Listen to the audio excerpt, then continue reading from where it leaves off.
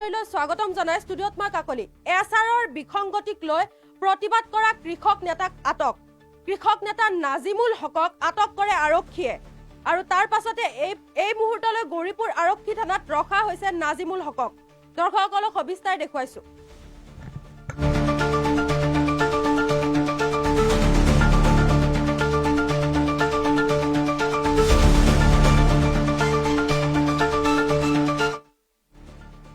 দৰ্শকসকলক পুনৰবাৰ জনাইছো, এছআৰৰ বিৰুদ্ধে প্ৰতিবাদ কৰা কৃষক নেতাক আটক। ধুবুৰী জিলা কৃষক মুক্তিৰ সভাপতিক আটক। কৃষক নেতা নাজিমুল হকক আটক কৰে আৰক্ষীয়ে। গৌৰীপুৰ আৰক্ষী থানাত ৰাখিছে বৰ্তমানলৈ নাজিমুল হকক। প্ৰতিবাদৰ পাছতে আটক কৰে নাজিমুল হকক আৰু চাপৰ চক্ৰ বিষয়াৰ সন্মুখত প্ৰতিবাদ কৰিছিল নাজিমুল হকে আৰু তাৰ পাছতে গৌৰীপুৰ আৰক্ষী থানাত ৰখা হৈছে নাজিমুল হকক।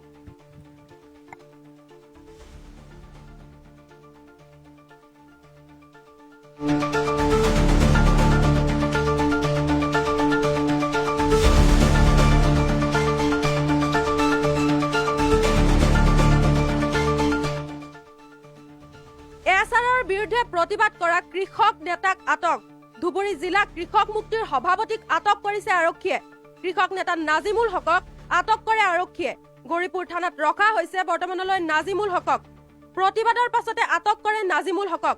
চাপৰৰ চক্ৰ বিষয়াৰ সন্মুখত কৰিছিল প্ৰতিবাদ আৰু তাৰ পাছতে আটক কৰে আৰক্ষীয়ে নাজিমুল হকক। ইতিমধ্যে আপোনালোকে সকলে জ্ঞাত যে এছআৰৰ নামত প্ৰকৃত ভাৰতীয় নাগৰিক কিন্তু বিজেপি সৰকাৰে ষড়যন্ত্ৰমূলকভাবে কি কৰেছে হাৰাশাস্তি কৰে আছে।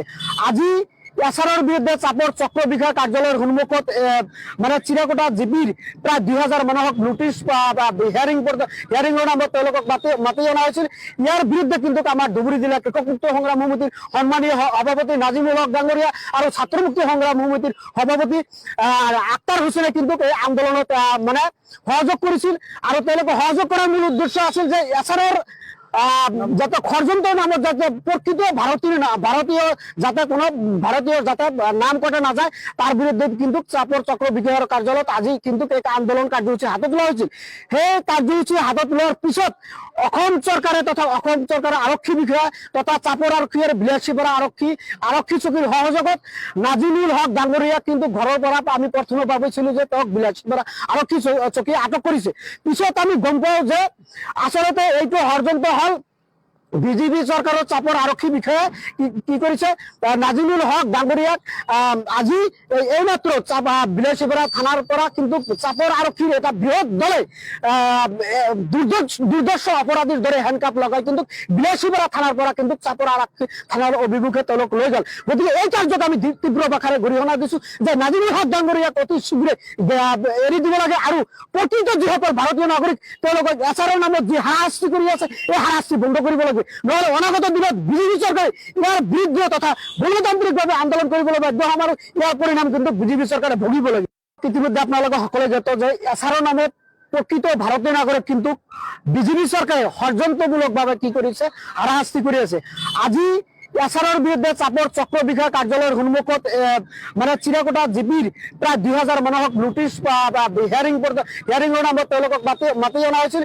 ইয়াৰ বিৰুদ্ধে কিন্তু আমাৰ ধুবুৰী জিলা কৃষক মুক্তি সংগ্ৰাম সমিতিৰ সন্মানীয় সভাপতি নাজিমুল হক ডাঙৰীয়া আৰু ছাত্ৰ মুক্তি সংগ্ৰাম সমিতিৰ সভাপতি আক্তাৰ হুছেইনে কিন্তু এই আন্দোলনত মানে সহযোগ কৰিছিল আৰু তেওঁলোকে সহযোগ কৰাৰ মূল উদ্দেশ্য আছিল যে এছআৰৰ যাতে ষড়যন্ত্রের নামত যাতে প্রকৃত ভারতীয় যাতে কোনো ভারতীয় যাতে নাম কটা না যায় তার বিরুদ্ধে কিন্তু চাপর চক্র বিষয়াৰ কাৰ্যালয়ত আজি কিন্তু এক আন্দোলন কাৰ্যসূচী হাতত লোৱা হৈছিল। সেই কাৰ্যসূচী হাতত লোৱাৰ পিছত অসম চৰকাৰে তথা অসম চৰকাৰৰ আৰক্ষী বিষয়া তথা চাপৰ আৰক্ষী আৰু বিলাসীপাৰা আৰক্ষী চকীৰ সহযোগত নাজিমুল হক ডাঙৰীয়াক কিন্তু ঘৰৰ পৰা আমি প্ৰথমে ভাবিছিলো যে তেওঁক বিলাসীপাৰা আৰক্ষী চকী আটক কৰিছে।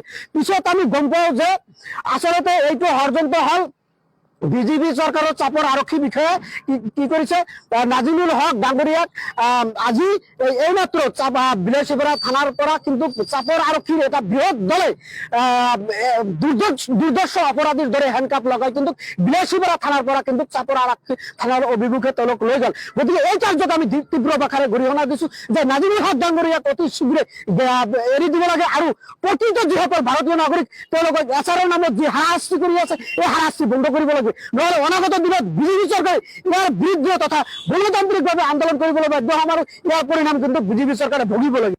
ইতিমধ্যে আপোনালোকে সকলোৱে জ্ঞাত যে এছাৰৰ নামত প্ৰকৃত ভাৰতীয় নাগৰিক কিন্তু